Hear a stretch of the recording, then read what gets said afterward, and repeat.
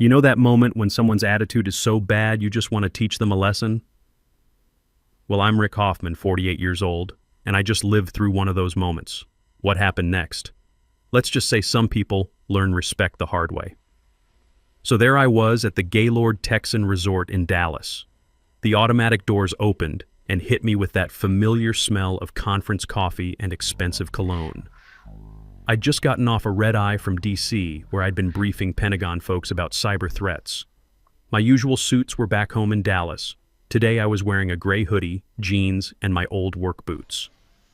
Here's the thing. My luggage with my good clothes was taking a little vacation in Denver thanks to American Airlines. So I looked less like the CEO of a cybersecurity company and more like a guy who'd gotten lost looking for the loading dock. The irony wasn't lost on me. Here I was at the Dallas Defense and Security Summit, about to give the opening keynote, dressed like I was heading to fix someone's computer. I've been running Hoffman Cybersecurity Solutions for 22 years now. Started it in my garage after getting out of the Army. Today we pull in $45 million a year with 180 employees, but apparently none of that matters when you're wearing a hoodie. I was heading toward check-in when this voice cut through the lobby noise. "Excuse me. Hey, you?" I turned around. Standing there was this young woman, maybe 24, next to a pile of fancy luggage that probably cost more than most people's cars.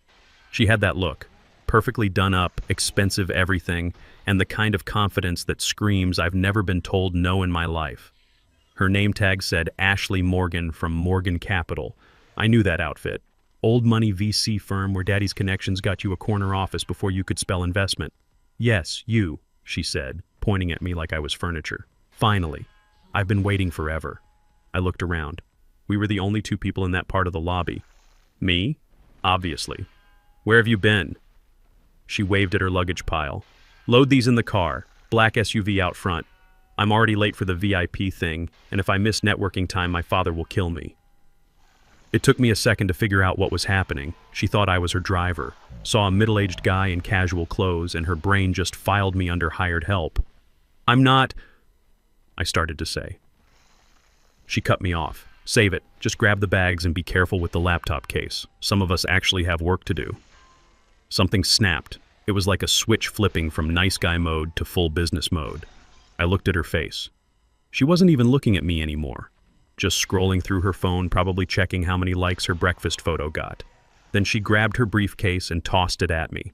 Not handed it over. Tossed it like I was a piece of equipment. I caught it because, well, reflexes. "Let's go," she said, still staring at her phone. "I don't tip slow service." The lobby got quiet. A few business types near the desk turned to watch. This Navy contractor I recognized was staring with his mouth open, clearly thinking, did that just happen? I held her bag and checked the monogram. A.M. Ashley Morgan. I didn't say anything. Didn't throw it back. Didn't pull the, "Do you know who I am?" Routine. That's what insecure people do. I just went quiet. It's something I learned in the military when dealing with know-it-all lieutenants. Sometimes silence hits harder than yelling. She finally looked up, annoyed that I wasn't moving. "What's your problem? Don't you speak English?" "The car's outside." I looked her right in the eye. Called up every bit of authority I'd earned over 25 years building a business from nothing. Every government contract, every late night, every dollar I'd made through actual work. For just a second, she looked uncertain. Like some part of her brain was saying warning, warning, but her conscious mind was too stuck on stupid to listen. "Fine," I said, real quiet. I turned around with her bag. She huffed and grabbed her rolling suitcases. "Finally. Lead the way. Here's where it gets good." I walked toward the main doors, then at the last second cut left to the staff door marked "Authorized Personnel Only." See, I knew this hotel. Spoke here a few years back. "Hey, where are you going?" "Exits that way," she called out. I didn't turn around. Just swiped my speaker pass on the card reader. Green light, cheerful beep. I walked through into the staff hallway, still carrying her precious briefcase. The door slammed shut behind me with that heavy thud sound. I stood there in the quiet hallway listening to her bang on the door. "Open up, you have my bag." I pulled out my phone and texted Jennifer Walsh, the event director. "Jennifer, I'm here," came in the back way. Had a small issue with a confused attendee. I'll explain later. Also, might need security standby. For the first time all day, I smiled. The tired feeling from the flight just disappeared. She wanted me to handle her luggage? No problem. I was going to handle it all right, in front of 2,500 people. I got in the service elevator and hit the button for the executive floor. As the doors closed, I said to myself, "Welcome to Dallas, Ashley." So anyway, that's how it started. Little did she know, she'd just picked a fight with the wrong guy on the wrong day, and I was about to give her a lesson in respect she'd never forget. The elevator was smooth and quiet as it took me up to the executive floor. I leaned against the wall, still holding Ashley's briefcase. The thing smelled like expensive perfume and entitlement. You know what? I got curious. I wasn't going to dig through her personal files or anything. I'm not that guy. But the outside pockets? Fair game. I unzipped the front section and out spilled a bunch of business cards. Ashley Morgan, visionary. Disrupting traditional paradigms. Monetizing innovation. I actually laughed out loud. Monetizing innovation. Sounded like something a computer would spit out if you fed it. Nothing but startup blog posts. The elevator dinged and opened onto the 12th floor. Nice up here. Thick carpet, good lighting, the kind of quiet you only get with real soundproofing. Jennifer Walsh was pacing by the registration desk, staring at her tablet like she was trying to solve world hunger. When she saw me, her whole body relaxed. "Rick," she said, practically running over. "Thank God. The airline said your bags were in Denver and I was about to send someone shopping for you." "Denver's nice this time of year," I said, shifting Ashley's bag to my other hand. "But I've got a backup shirt in my carry-on." Jennifer looked at the briefcase. "That yours? Doesn't look like your style." "This?" I patted the bag. "This is evidence. Had a little situation downstairs. Some young lady thought I was her driver and told me to carry her stuff. So I did." Jennifer's eyes got wide. "You're kidding." "Nope. She actually threw it at me, Jen. Like I was a piece of furniture." Jennifer's face went hard. She'd been running these conferences for years and had seen every kind of ego the business world could throw at her. "Show me who she is. I'll yank her badge right now." "No way," I said, holding up my hand. "Let her stay. Let her sit wherever she wants." "Rick," she said, trying not to smile, "what are you up to?" "Just a little education," I said. "Keep this bag here at the desk. If someone comes looking for stolen property belonging to Ashley Morgan, tell them security found it and they're checking it out. Let her worry about it." I handed the bag to Jennifer's assistant, who took it like it might explode. "Now I need a shower and 10 minutes of quiet before showtime." "This way," Jennifer said, walking me down the hall. We passed the VIP lounge and I could see the big shots through the glass. Defense contractors, tech CEOs, the usual crowd. Despite my hoodie and jeans, heads turned when I walked by. These people knew who I was. "Rick," called out General Foster, standing up from his chair, still in his dress uniform. "Read your paper on supply chain vulnerabilities. Good stuff. We need to talk implementation." I waved back. "After my talk, General. I'm going undercover right now." He laughed, confused but rolling with it. "That's the thing. To people who actually do the work, who understand the business, I'm a colleague. To the Ashley Morgans of the world who only see surface stuff, I'm nobody." Got to my green room, nicer than my first apartment. Big fruit basket on the table next to this fancy envelope. My credentials. Richard Hoffman, keynote speaker. All areas access. Clipped that badge to my hoodie. Felt like putting on armor. Meanwhile, down in the lobby, I knew exactly what was happening. Ashley was probably yelling at some poor front desk person about how incompetent the driver service was, digging herself deeper with every word. I grabbed a shower, got cleaned up, changed into my backup clothes, black polo and slacks. Nothing fancy, but clean and professional. Looked in the mirror. The tired traveler was gone. Time for business. Checked the conference app to see what Ashley was up to. Found her. Panel. Disrupting defense. New voices in traditional industries. 2:00 p.m. Brazos Hall. Disrupting defense. Perfect. I texted Jennifer. "Get me a seat for the 2:00 panel in Brazos Hall. Back row. Done. But your main stage at 4:00. Why waste time on that?" "Research," I typed back. Had about 90 minutes to kill, so I headed down to the mezzanine overlooking the main floor. Good spot to watch the crowd and get a feel for the event. The mezzanine was mostly serious contractors trying to get away from all the vendor noise downstairs. Got myself a coffee and leaned against the railing, watching the chaos below. Defense conferences are something else. Bunch of people in expensive suits trying to sell protection in a dangerous world. Excuse me, is this seat taken? I knew that voice. Turned around and there she was, Ashley, looking stressed out, hair messed up, sweat stains on her fancy shirt. She was carrying some cheap canvas bag she must have grabbed from a vendor booth. Looked like she'd been through hell. She stopped when she saw me. I could see the wheels turning. She recognized me as the driver but couldn't figure out why I was up here in the VIP area drinking expensive coffee. You, she said, pointing at me. What are you doing here? Did you get fired? Is that why you took off with my bag? I took a slow sip of coffee. Hello, Ashley. How's the conference going? That threw her off. She didn't expect me to know her name. Don't act like we're friends. I reported you to hotel management. They're looking for you. You stole my stuff. I secured an unattended bag, I said calmly. Pretty sure it's at Lost and Found now. Her face went red. You put my bag in Lost and Found? Do you know how embarrassing that was? I had to describe my laptop stickers for 20 minutes. Sounds rough, I said. Maybe carry your own stuff next time. She got closer, getting in my space like she was used to intimidating people.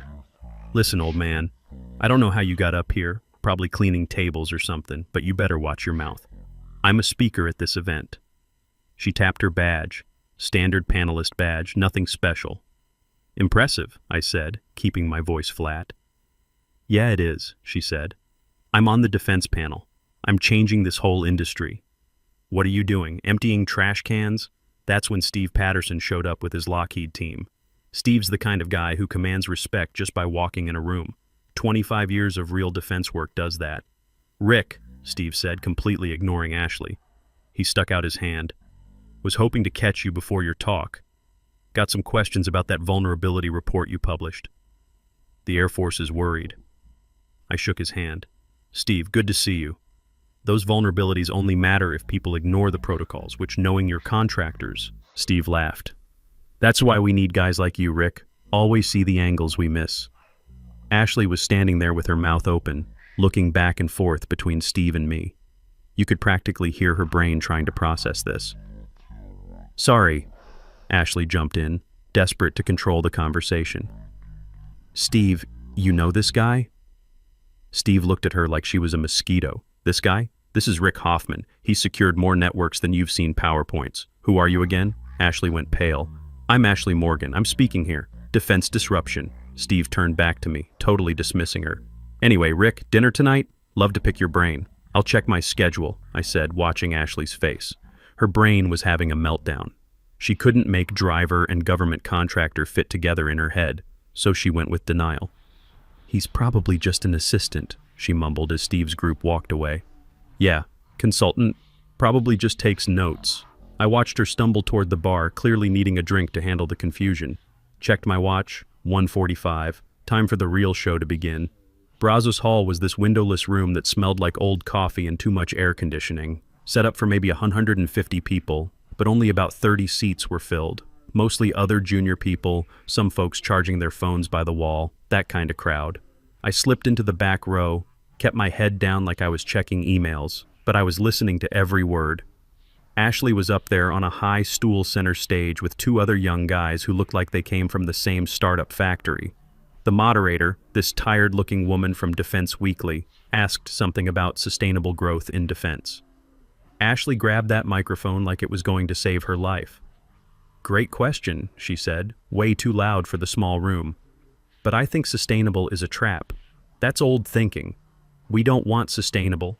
We want explosive disruption. Break the old systems. If you're not breaking things, you're not innovating. She looked around expecting applause, got a few polite nods. At my firm, she kept going. We don't have traditional hierarchies. We have impact networks, no meetings. We have collision sessions. It's about flattening the old guard mentality.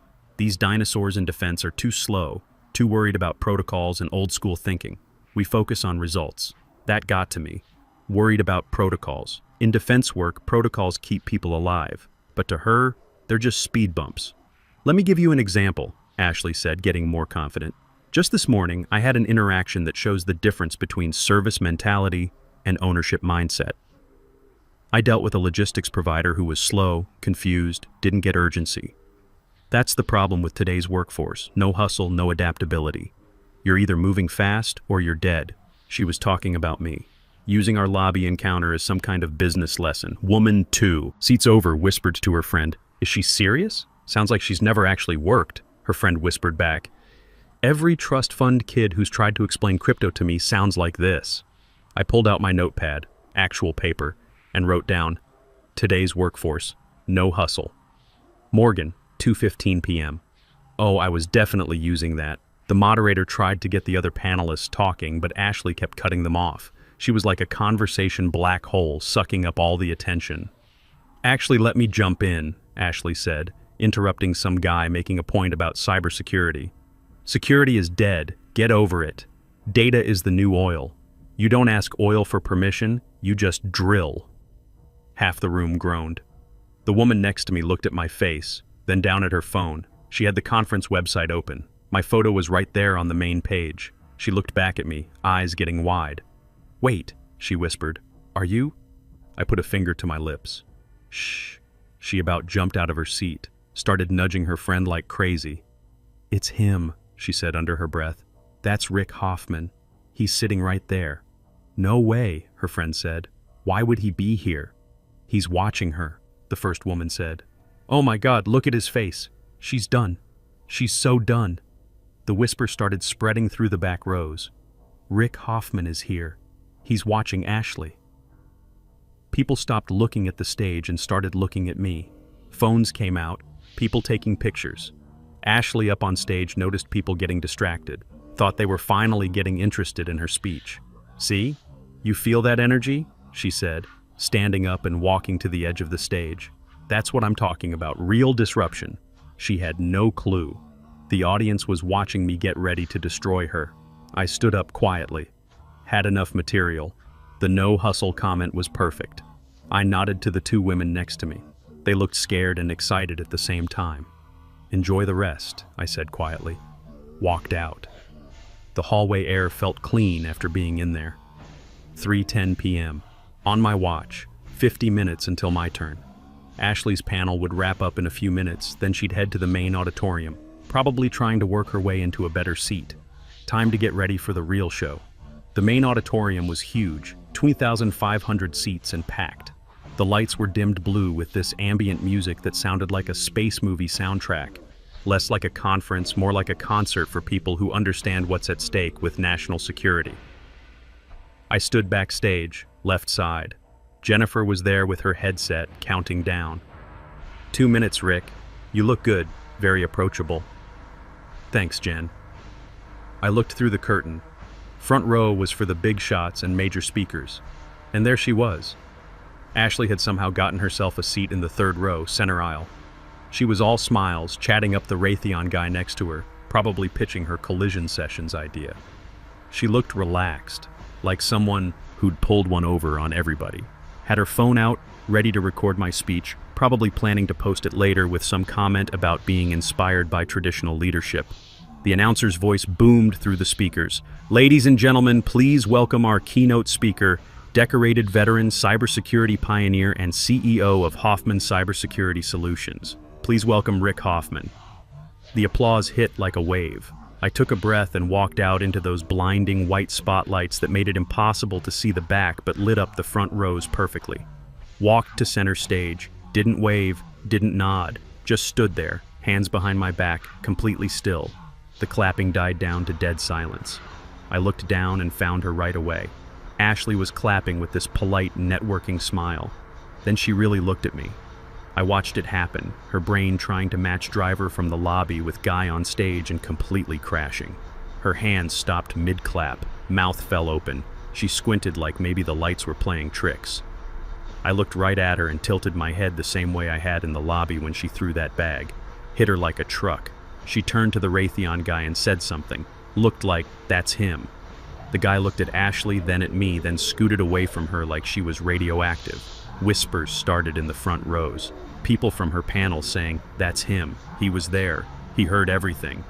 Ashley started sinking in her chair, trying to disappear, looking at the exits that were about 200 yards away through a packed crowd. No way out. I stepped up to the microphone. 2,500 people, dead silent. Let it hang there for 5 seconds, 10 seconds. Getting uncomfortable. Kept my eyes on Ashley the whole time.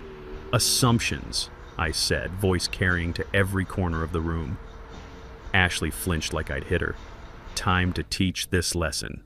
Assumptions, I said again, walking to the edge of the stage. We build our whole world on them. See a suit, think success. See a hoodie, think... I paused, let it hang there. Help. Ashley looked like she wanted to crawl under her chair. Today I want to talk about blind spots, I continued. Not just in our networks, but in our thinking. Because sometimes the biggest threat is standing right in front of you, but your bias makes you miss it completely. The audience was hooked. They could smell blood in the water, but didn't know the whole story yet. I clicked my remote. The big screen behind me showed one word: reconnaissance. Before we get into cyber threats, I said, let me share some field data I collected this morning, right here in the hotel lobby. Click. The screen showed a photo of Ashley's briefcase with her initials clear as day. Ashley made this little choking sound. I showed up today tired, underdressed, standing by the entrance, I said. A young analyst, let's call her the disruptor, saw me there. Some nervous laughs from the crowd. The disruptor didn't see a keynote speaker. Didn't see a fellow professional. She saw a service function, someone to move her stuff from point A to point B. Click. Generic photo of expensive luggage. She threw her briefcase at me, I said clearly. The whole room gasped. Threw it. Then told me to load her car. When I didn't move fast enough, she didn't question her assumption. She doubled down. Questioned my work ethic, my competence. Someone in the balcony yelled, "No way!" Now, I said, voice getting conversational. I could have corrected her. Could have said, "Ma'am, I'm Rick Hoffman, been securing networks since you were in middle school." But I wanted to see how deep this vulnerability went. So I took her bag. The place erupted. People jumping up, cheering. I secured it, I said, gesturing at the screen, then decided to do some research. Went to observe the disruptor in her natural environment. I pulled out my notepad. Attended a panel this afternoon. Disrupting defense. Took some notes. The crowd was electric now. Got a great quote here. Today's workforce, no hustle, no adaptability. The room exploded. Laughing, groaning, cheering, it was loud. No hustle, I said, putting the notebook away. Interesting theory. Is it good hustle to disrespect the person running the event you're trying to network at? Is it adaptable to treat colleagues like furniture? I walked back to center stage. This industry, I said, voice getting serious, protects our nation's critical systems. If the people building our defenses can't tell the difference between a peer and a servant, we've got a problem. I looked right at Ashley. She was staring at her shoes, shaking. So to the disruptor, I said, voice carrying to every seat wherever you're sitting. People around Ashley started turning. They knew. The net was closing. Thanks for the lesson in vulnerability assessment. You showed us exactly what we need to fix in this industry. I clicked to my real presentation. Cybersecurity evolution, building secure networks. Now let's talk about real security, I said. For the next 30 minutes, I gave my actual speech, but every time I said blind spots or unauthorized access or privilege escalation, 2,500 heads turned toward Ashley's section. She sat there trapped, couldn't leave without confirming she was guilty, had to endure the longest half hour of her life. The standing ovation at the end went on forever. I took it in, knowing it meant something bigger than just applause. Q&A time. House lights came up. This young woman in military dress stood up in the balcony. "Mr. Hoffman," she said, voice strong and clear, "you talk about changing culture. But how do we actually do that when people like the disruptor get funding and platforms? How do we stop rewarding attitude over ability?" Dead silence. The question everyone wanted answered. "We stop tolerating it," I said simply. "Stop pretending loud equals smart, and we stop giving them the microphone." I looked down at Ashley. She was looking up at me now like a cornered animal, with nowhere to run. She stood up, had to yell to be heard without a mic. "This is a misunderstanding. You're making me look bad for an honest mistake. I didn't know who you were." The crowd gasped. She just admitted it was her. Exactly the problem, I said into my mic, voice drowning hers out. You only show respect when you know someone's title. That's not respect, that's calculation. I'm a speaker here, Ashley yelled, stepping into the aisle. I belong here. You took my property. Security, I said calmly. 2 pros moved in immediately. Ex-military guys, efficient, looked tired of dealing with entitled people. I'm from Morgan Capital, Ashley said as they reached her. My father will hear about this, I leaned into the mic. For anyone who thinks family connections equal competence, I said, looking at the broadcast camera. Security will escort our guest to the exit. Guest? Ashley screamed as they took her arms. I'm a panelist. You're a case study, I said. Good luck, Ashley. They walked her out professionally but firmly. The audience didn't just watch, they started clapping. Slow at first, then building to this thunderous goodbye. Ashley looked back once, furious, shouting something nobody could hear over the applause. Then she was gone. Next question, I said. The room exploded with laughter and cheers. Tension broke like a dam.